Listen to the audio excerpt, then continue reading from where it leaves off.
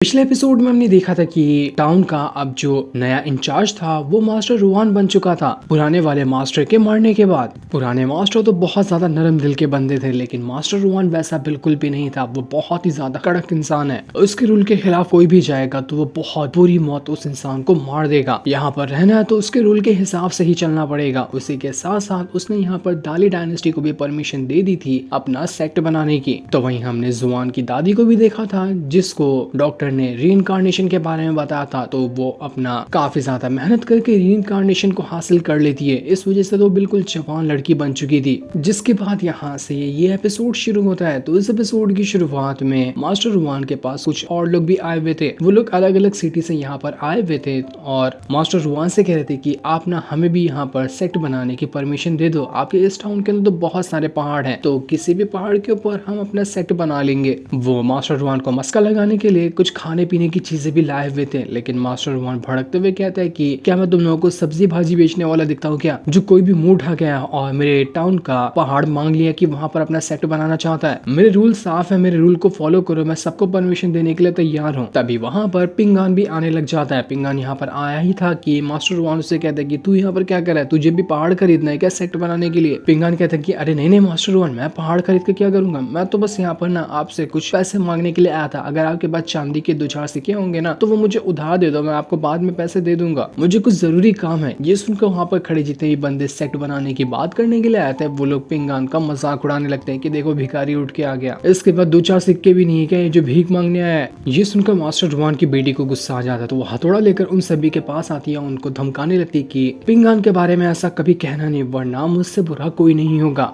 वो पिंगान से कहती है कि पिंगान तुम्हें कुछ चाहिए था तो मुझे कह दिया होता, यहाँ पर आकर तुम्हें मांगने की जरूरत नहीं है, मैं तुम्हें दे दूंगी। मास्टर रुआन अपनी बेटी को कुछ पैसे देते हुए कहता है कि जाओ इससे बाजार से कुछ सामान लेकर आ जाना, मुझे भूख लगी तो कुछ पेस्ट्री भी ले आना, मैं उसे खाऊंगा। इसलिए मास्टर रुआन की बेटी वहां से चली जाती है। उसके जाने के बाद मास्टर रुआन जो होते हैं वो पिंगान को अपने कमरे में बुलाते हैं और उससे कहते हैं देख बिडू, मेरे पास ना एक मस्त प्लान है। मैंने ना तेरे पास देखा था, तेरे पास 1-2 बैग है जिसके अंदर ना 2-4 सोने के सिक्के हैं। तुझे पता है वो जो सोने के सिक्के हैं ना वो बहुत ही ज्यादा एंशिएंट टाइम के, तुझे नहीं पता होगा लेकिन उसकी आज के टाइम पे कीमत बहुत ज्यादा है। मतलब एक हिसाब से तू बहुत अमीर आदमी है रे यार, तुझे तू खुद पता नहीं है तू कितना अमीर है। वैसे मैं तुझे क्या ऑफर बताने वाला था कि दाली डायनेस्टी ना यहाँ पर बहुत सारे माउंटेन को खरीदना चाहती है, वो सब पर अपना सेक्ट बनाएगी। तो मैं ये कहना चाहता कि तेरे पास जितने भी सोने के सिक्के है ना उससे तू 2-4 माउंटेन खरीद ले। जब दाली डायनेस्टी यहाँ पर एकदम अच्छा डेवलपमेंट कर देगी ना तो उस टाइम पे माउंटेन की कीमत बहुत ज्यादा बढ़ जाएगी। तेरे पास माउंटेन रहेंगे ना तो तू मतलब एक राजा की तरह रह सकता है। माउंटेन को उस टाइम तू बेच कर बहुत पैसे कमा लेगा। तेरे पास अगर 8-10 सिक्के है ना तो एक सिक्के से तू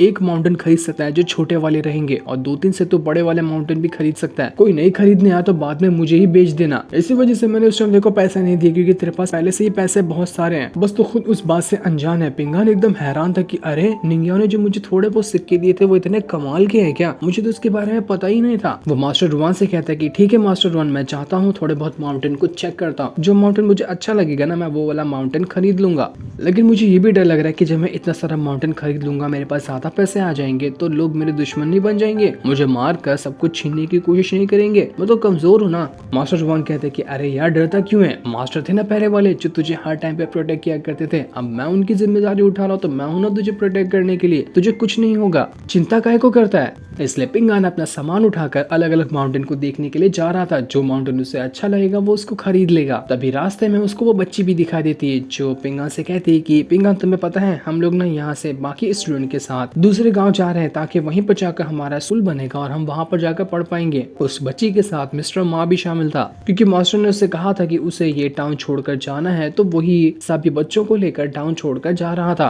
तो पिंगान भी उस छोटी लड़की से कहता है कि जाओ अपना ख्याल रखना। इतना कहने के बाद वो बच्ची वहाँ से चली जाती है। इधर मास्टर रुआन की बेटी जब पैसों से बाजार से सामान खरीदने के लिए जा रही थी तो वो जैसे ब्रिज के पास आती है उसे कुछ न कुछ तो अजीब सा महसूस होता है। वो कहती पिंगान ने भी कहा था कि यहाँ पर कुछ गड़बड़ है, मुझे भी ऐसा क्यों लग रहा है, रुको देखती हूँ कि यहाँ पर क्या गड़बड़ है। इसके बाद वो अपनी ड्रैगन स्पिरिट को वहां पर समन कर लेती है, जो कि बहुत ही ज्यादा हाई लेवल का फ्लेम ड्रैगन था। उस फ्लेम ड्रैगन की मदद से वो चेक कर रही थी कि आसपास क्या गड़बड़ है, क्या ऐसी चीज है जो वो अपनी आंखों से तो नहीं देख पा रही है लेकिन उसका फ्लेम ड्रैगन पता पता कर लेगा तब उसे पता चल जाता है कि इस समुद्र के अंदर कोई ना कोई तो छुप कर बैठा हुआ है। वो जुआन की दादी को पकड़ कर कहती है कि ओए लड़की, कौन है तू और यहाँ पर आकर क्या कर रही थी? जल्दी फटाफट बता वरना मेरा ये फ्लेम ड्रैगन तुझे यहीं पर खा जाएगा। जुआन की जो दादी थी वो बहुत ज्यादा डर जाती है और वो मास्टर जुआन की बेटी से कहती है कि मैं तो एक मामूली सी रिवर गॉड हूँ, मैं तो यहाँ पर ना अपनी पावर की मदद से इस रिवर के पानी को और ज्यादा पावरफुल बना रही थी ताकि कोई भी इस रिवर के पानी का इस्तेमाल करे ना तो उसको फायदा हो। मैंने यहाँ पर कोई गलत इंटेंशन से नहीं आई हूँ, बल्कि मैं तो यहाँ पर लोगों की भलाई के लिए ही आई हूँ। मास्टर जुआन की बेटी कहती है कि अच्छा अच्छा, भलाई के लिए आई हो? तो मैंने तुम्हें पहले भी देखा था कि तुम पिंगान का पीछा कर रही थी। आखिर तुम पिंगान का पीछा क्यों कर रही थी? तुम उसको जानती हो क्या रिश्ता है तुम्हारा उससे? जिस पर जुआन की दादी कहती कि नहीं, मेरा कोई रिश्ता उससे नहीं है। वो तो उस टाइम ना अपनी बॉक्सिंग की प्रैक्टिस कर रहा था तो मैं उसको देखने की चली गई कि आखिर ये बॉक्सिंग की प्रैक्टिस क्या होती है। बस मैं यही कर रही थी, इससे ज्यादा मैंने कुछ भी नहीं किया, इसलिए प्लीज मुझे माफ कर दो। ये सुनकर मास्टर जुआन की जो बेटी होती है वो अपनी ड्रैगन स्पिरिट को अंदर डाल लेती है और उसे कहती है कि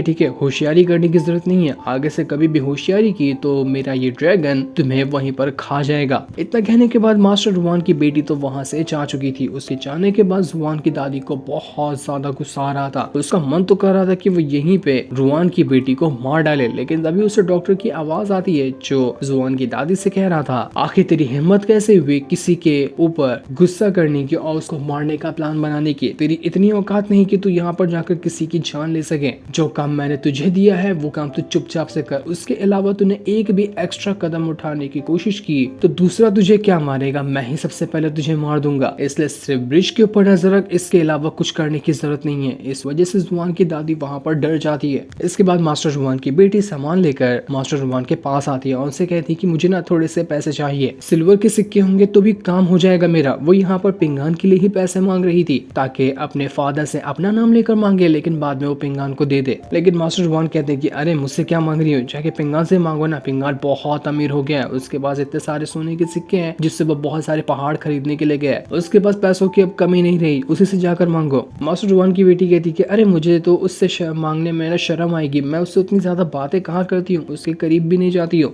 ये सुनकर तो मास्टर जुआन हैरान रह जाते हैं। वो कहते कि मेरी बेटी होकर मुझे ही बेवकूफ बनाती हो, तुम पिंगान को नहीं जानते, तुम तो एनी टाइम उसके साथ ही घुसी रहती हो, देखो मुझे पता है कि तुम पिंगान को पसंद करती होगी, बस यहाँ पर मेरे सामने नाटक करती हो। ये सुनकर तो मास्टर जुआन की बेटी झूठ झूठ कर रोने लग जाती है कि नहीं फादर, आपने मेरे पर गलत इल्जाम लगाया, आप इतना गलत इल्जाम मुझ पे कैसे लगा सकते हैं, मैं आपसे कभी बात नहीं करूंगी। मास्टर जुआन को गुस्सा आ जाता है कि अबे यार मेरे मुंह से क्या निकल गया। वो अपने आप को थप्पड़ मारकर वहां से चले जाते हैं कि जब भी मैं कुछ निकालता हूँ गलत ही निकाल देता हूँ मुंह से। मास्टर जुआन जैसे ही दारू पीते हुए बाजार में आगे बढ़ रहा था कि तभी वहाँ पर डॉक्टर उसको अपने साथ बुला लेता है। वो दोनों वहाँ पर एक सुनसान जगह पर आ जाते हैं। मास्टर जुआन डॉक्टर से कहता है कि क्या हुआ डॉक्टर, इतना अनजाने में और अचानक से मुझे क्यों बुलाया? डॉक्टर कहता है कि वैसे कोई खास बात तो नहीं है, मैं देख रहा हूँ कि ये पिंगान तुम्हारे लिए परेशानी का कारण बनते जा रहा है, क्यों सब कुछ ठीक तो चल रहा है ना? जिसमें मास्टर जुआन कहता है कि नहीं पिंगान से मुझे कोई परेशानी नहीं है, वो बच्चा अच्छा है, उससे क्या ही मुझे परेशानी होगी। मुझे परेशान ना एक चीज कर रही है, वो जो दाली डायनेस्टी से बंदा मेरे से सेट की बात करने आया था ना, उसके साथ एक छोटा लड़का भी आया था, वो लड़का मुझे बहुत अजीब लगता है। मैंने उसकी पावर चेक करने की कोशिश की, उसको अच्छे से चेक करने की कोशिश किया कि वो क्या इंटेंशन के साथ यहाँ पर आया, लेकिन मुझे कुछ भी नहीं पता चला। वो लड़का जो है ना बड़ा ही मिस्टीरियस किस्म का बंदा है। तभी वहाँ पर वो लड़का पहुंच जाता है। वहाँ आने के बाद वो कह रहा था कि किसी ने मेरा नाम लिया क्या, मेरा जो नाम लेगा मैं वहाँ पर ना हूँ, ऐसा तो कभी हो ही नहीं सकता। देखो आपके बुलाने पे मैं आ भी गया, वैसे मैं आपसे मिलने ही वाला था, लेकिन देखो आप तो मुझे यहीं पर मिल गए, बड़ी अच्छी बात है। डॉक्टर जो था वो उस लड़के से कहता है कि तू ना बड़ा ही अजीब किस्म का बंदा लगता है, मैं खुद यहाँ पर तेरी पावर को ढंग से चेक नहीं कर पा रहा। वैसे तू बताएगा कि तू कौन है? मुझे नहीं लगता कि तू इंसान होगा, तू हो सकता है कि कोई घोस्ट या डीमन वगैरह होगा जो इंसान के रूप में रहता है। तो तू अपने मुंह से अपनी सच्चाई बता देता है तो बहुत मेहरबानी होगी तेरी। ये सुनकर वो लड़का कहता है कि अरे मैं तो यहाँ पर सिर्फ बात करने आया था, आपने तो मेरे पूरे खानदान की हिस्ट्री निकाल दी। वैसे मैं अच्छा हूँ या बुरा हूँ मुझे वो तो नहीं पता, लेकिन एक चीज मुझे पता है कि यहाँ पर कोई ऐसा बंदा तो जरूर है जो गांव की इविल स्पिरिट जो हो उसको अच्छा बनाने के लिए उसे रीइंकार्नेशन दे देता है। वैसे ये काम तो हेवन के रूल के खिलाफ है, लेकिन फिर भी यहाँ पर ये काम धड़ल्ले से चल रहा है। ये सुनकर डॉक्टर एकदम हैरान रह गया था। उसे पता चल जाता है कि ये लड़के ने काफी टाइम से मुझ पर नजर रखी है। इसको पता चल गया कि मैंने ही जुआन की दादी को रिवर गॉड की पोजीशन पे बिठा दिया था रीइंकार्नेशन इंजेक्शन देने के बाद और उसी के बारे में ये ताना देते हुए मुझसे कह रहा है, ये सुनकर डॉक्टर को बहुत ज्यादा गुस्सा आया था। वो उस लड़के से कहता है कि तूने मुझ पर नजर रखकर ना बहुत बड़ी गलती कर दी, अब इस गलती की सजा तुझे होकर ही रहेगी। डॉक्टर अपनी पावर का इस्तेमाल करते हुए उस लड़के के ऊपर अटैक करने की कोशिश करता है। वो लड़के को तो यहाँ पर कुछ हो ही नहीं रहा था, मानो कि वो डॉक्टर से भी ज्यादा पावरफुल हो। वो उसके हर एक अटैक को डिस्ट्रॉय करते जा रहा था। डॉक्टर कहता है, इंटरेस्टिंग, बड़ा ही इंटरेस्टिंग बंदे हो तुम। मेरे इस तरह के अटैक को आज से पहले किसी ने भी इतनी आसानी से नहीं रोका था जिस तरह के तुमने रोक दिया। लेकिन मेरे पास इतने ही अटैक नहीं है बच्चे, बहुत ज्यादा अटैक है। लेकिन वो लड़का भी कहता है कि करिए ना, आप अपने सारे अटैक का इस्तेमाल कीजिए, मुझे कोई फर्क नहीं पड़ता। वैसे भी मैंने काफी टाइम से अपनी पावर का इस्तेमाल नहीं किया है, थोड़ी मुझे अपनी भी पावर को इस्तेमाल करने का मौका मिल जाएगा। इसके बाद वो दोनों फिर से एक दूसरे के साथ लड़ना शुरू कर देते हैं। दोनों के अटैक बहुत ही ज्यादा हाई लेवल के थे। पहले तो दोनों एक दूसरे के ऊपर वेपन से अटैक कर रहे थे, लेकिन वेपन जब खत्म हो जाता है तो डॉक्टर ने सबसे पहले अपनी एक हाई लेवल की स्पिरिट को बाहर निकाल लिया था ताकि उसकी मदद से वो लड़के के ऊपर अटैक कर सके। लेकिन लड़का भी इसके जवाब में अपनी बीस्ट स्पिरिट को निकाल लेता है जो कि बहुत ही ज्यादा खतरनाक थी। वो बीस्ट स्पिरिट अब सीधा डॉक्टर की जो स्पिरिट होती है उसके साथ भिड़ जाती है। दोनों एक दूसरे के ऊपर धड़ल्ले से फाइट कर रहे थे, एक दूसरे को मानो कि ये चीर फाड़ कर अलग कर देंगे।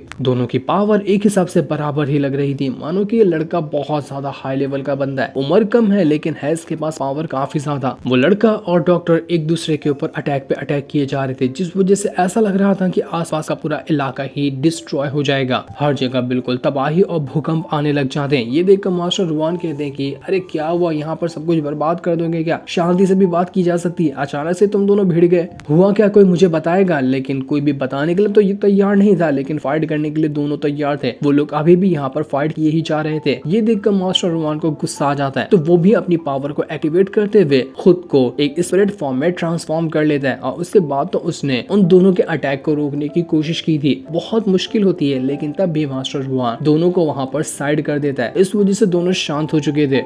वो लड़का वहाँ पर डॉक्टर से कहा था कि डॉक्टर साहब, हाँ फाइट तो बड़ी कमाल की थी। वैसे मैं यहाँ पर ना एक बाहर से आया हुआ ही बंदा हूँ, अब से फाइट करके बहुत मजा आया। उम्मीद करता हूँ कि फ्यूचर में कभी वापस से हमें फाइट करने का मौका मिलेगा। अब चलता हूँ, अपना ख्याल रखना। इतना कहने के बाद वो लड़का वहाँ से चला जाता है। उसके जाने के बाद डॉक्टर वहाँ पर अभी भी उस लड़के को ही देख रहा था। वो मास्टर रुआन से कहता है कि ये लड़का बहुत ज्यादा मिस्टीरियस है, मैं मान ही नहीं सकता कि ये 5th रैंक से नीचे का कल्टीवेटर होगा। इसने अपना 5th लेवल को भी ब्रेक थ्रू करके रखा है और ये उसके तो ऊपर का ही कल्टीवेटर होने वाला है, वरना उससे नीचे का कल्टीवेटर मेरे अटैक को इतने आसानी से नहीं रोक सकता। मास्टर रुआन, तुमको क्या लगता है कि तुम भी तो अपना 5th लेवल को कब का क्रॉस करके रखे हो ना, तो तुम्हें इसके साथ अटैक करके कैसा लगा? मास्टर रुआन कहता है कि मुझे भी नहीं पता, मुझे कुछ समझ नहीं आया, मैं अभी भी इसकी पावर को ढंग से देख नहीं पा रहा था। ये अगर 5th लेवल का भी कल्टीवेटर है ना, तो ये बड़ा ही मिस्टीरियस बंदा है। ऐसा मिस्टीरियस बंदा मैंने अपनी लाइफ में कभी नहीं देखा था। जरा हमें ना इससे सावधान रहना पड़ेगा, ये पता नहीं किस इंटेंशन के साथ इस गाँव के अंदर आया है। तो वहीं पिंगान जो था वो अलग अलग माउंटेन को देख रहा था। वो पहले मैप देखता और मैप के अंदर से उसे जो मैप का माउंटेन पसंद आता वो उस माउंटेन पे जाकर उसको चेक करने लग जाता कि ये माउंटेन अच्छा है और खरीदने के लायक भी है या फिर नहीं। पिंगान बड़ा ही खुश था कि अरे वाह, मैं तो बहुत अमीर हो गया, मुझे तो पता ही नहीं था कि मेरे पास इतने कमाल के पैसे होंगे। थोड़े ही थे लेकिन बहुत ज्यादा अच्छे थे।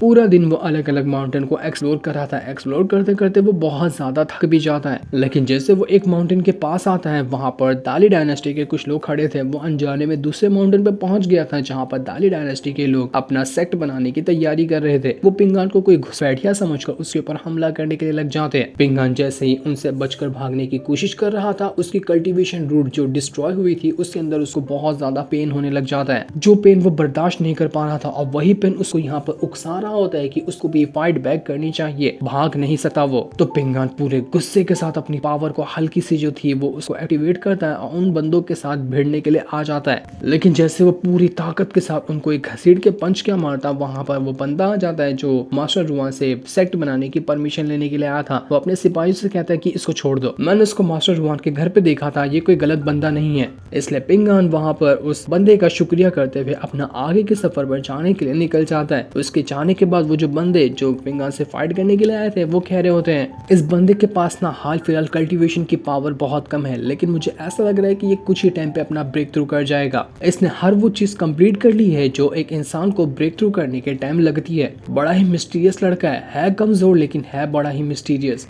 इस गांव में ना मिस्टीरियस लोगों की कमी बिल्कुल भी नहीं है। हर एक बंदा जिसको देख लो उसके अंदर कुछ ना कुछ तो खास बात रहती ही है। इधर पिंगान जब उसकी कल्टीवेशन रूट अभी भी उसको तकलीफ दे रही थी तो वो उसके कंट्रोल से बाहर होते हुए सीधा खाई से नीचे गिरने वाला था, लेकिन जैसे वो थोड़ा नीचे गिरने ही क्या वाला होता है वो किसी अलग ही वर्ल्ड के अंदर पहुंच जाता है। ये वर्ल्ड वही वर्ल्ड था जहाँ पर स्वॉर्ड स्पिरिट रहती है। पिंगान दोबारा से यहाँ पर स्वॉर्ड स्पिरिट को देख पा रहा था। वो उसको देखकर खुश हो जाता है और कहता है कि सीनियर, मुझे आपसे बात करनी है, प्लीज मेरी एक बात तो सुन लो, मुझे जानना है कि आप कौन हो, आप मुझे बार बार क्यों दिखाई दे रही हो। लेकिन वो स्वॉर्ड स्पिरिट कुछ नहीं कहती, बस यहाँ पर पिंगान को थोड़ा सा होश में लाती है ताकि पिंगान किसी चीज को पकड़कर खाई से गिरने से बच जाए। वो यहाँ पर पिंगान की मदद करने के लिए आई थी ताकि पिंगान को चोट न लग जाए, जैसा कि मास्टर पिंगान की मदद किया करते थे। उसकी मदद की वजह से पिंगान बड़ी आसानी के साथ वहाँ पर पहाड़ को पकड़ लेता है और वो खाई से नीचे गिरने से बच चुका था। उसकी जान बच जाती है, वरना तो हड्डी वगैरह आज तो टूटनी ही थी। पिंगान मुश्किल से पहाड़ के वापस से ऊपर आता है और वो बहुत ज्यादा थक चुका था। उसको अंदर से इतनी ज्यादा तकलीफ हो रही थी कि वो कहता है कि मुझे अपने जो तकलीफ हो रही है उसको स्टेबल करना पड़ेगा। तो पहली बार पिंगान वहां पर बैठकर, जैसा कि मास्टर रुआन की बेटी ने बॉडी के एक्यूपंक्चर पॉइंट के बारे में बताया था, वो उसे प्रैक्टिस करने लग जाता है। पहली बार पिंगान यहाँ पर अपना कल्टीवेशन करने के लिए बैठा था और उसके अंदर से पावर भी अच्छी खासी बाहर निकल रही थी। पिंगान कुछ ही टाइम में अपना लेवल 1 जो है उसको ब्रेक थ्रू करेगा और इस सीरीज का जो लेवल 1 है वो बाकी सीरीज के लेवल 1 जैसा नहीं है। इसका लेवल 1 बाकी सीरीज के काफी ज्यादा आगे के लेवल के बराबर है। ये सीरीज में हमें कम ही लेवल देखने को मिलेंगे, लेकिन जितने भी होंगे वो बहुत ज्यादा कमाल के होंगे। इसी वजह से पिंगान को पहला ही लेवल ब्रेक थ्रू करने में इतनी ज्यादा टाइम लग रहा है और इतनी ज्यादा परेशानी हो रही है, लेकिन वो कुछ टाइम के अंदर लेवल 1 को ब्रेक थ्रू कर जाएगा। पिंगान यहाँ पर काफी ज्यादा थक चुका था, लेकिन थोड़ी सी कल्टीवेशन के बाद उसकी सारी थकान मिट जाती है। वो अंदर बहुत अच्छा खुद को महसूस कर रहा था। ये करने के बाद पिंगान दोबारा से वही मैप देखने लग जाता है कि अब उसको कौन सा माउंटेन खरीदना चाहिए। उसके पास 2-3 सिक्के अभी भी बचे हुए थे, तो मैप देखने के बाद उसको जो माउंटेन पसंद आता है आखिरी दांव वो उस पर भी लगा देता है कि चलो अब मैं इसको भी खरीद लेता हूँ। 8-9 माउंटेन को तो मैंने खरीद लिया, बड़ा मजा आ गया। मैंने नहीं सोचा था कि यहाँ पर माउंटेन को इतने कम पैसों में खरीदा जाता है। मैं तो पहले अपने आप को गरीब समझता था, लेकिन मेरे पास तो थोड़े बहुत ही सिक्के थे, लेकिन वो कमाल के थे। दूसरी तरफ हम उसी लड़के को देखते हैं जो आगे बढ़ते हुए एक घर के अंदर आ गया था। घर के अंदर आने के बाद कहता है कि अरे वाह, ये घर तो बड़ा कमाल का है, किसका है ये, यहाँ का स्पेशल ऑरा भी ठीक ठाक है, तो मैं यहाँ पर आराम से बैठकर अपनी कल्टीवेशन कर सकता हूँ। वो लड़का अपने पास से किसी तरह के टूटे हुए कांच के टुकड़ों को बाहर निकालता है और अपनी पावर का इस्तेमाल करते हुए उन कांच के टुकड़ों को जोड़ने लग गया था। जैसे जैसे वो कांच के टुकड़े वहां पर जुड़ रहे होते हैं, वहां पर किसी तरह की एक ह्यूमन स्पिरिट आ जाती है। उस स्पिरिट की शक्ल नहीं दिखाई गई कि वो स्पिरिट भी है या फिर सच में कोई इंसान है, कोई मामूली सा लड़का होगा। उसके ऊपर इस लड़के ने कब्जा कर लिया होगा अपना। ऐसा हो भी सकता है कि ये लड़का कोई डीमन हो और उसने जिस लड़के के बारे में अभी हमें हल्का सा दिखाया गया उसकी ही बॉडी पे कब्जा कर लिया हो, तभी तो ये लड़का इतना ज्यादा पावरफुल बन गया है। लेकिन इसके बारे में हमें अभी कोई जानकारी नहीं दिखाई जाती कि कांच को जोड़ने के बाद जो छोटा सा लड़का दिखाई दिया था वो कौन था। इन सब चीज की जानकारी हमें आगे के एपिसोड में पता चलेगी। यहाँ पर तो हमें बस अभी कुछ भी जानकारी नहीं दी गई। जो सीन दिखाते ही ये एपिसोड यहीं पर एंड हो जाता है। Thanks for watching.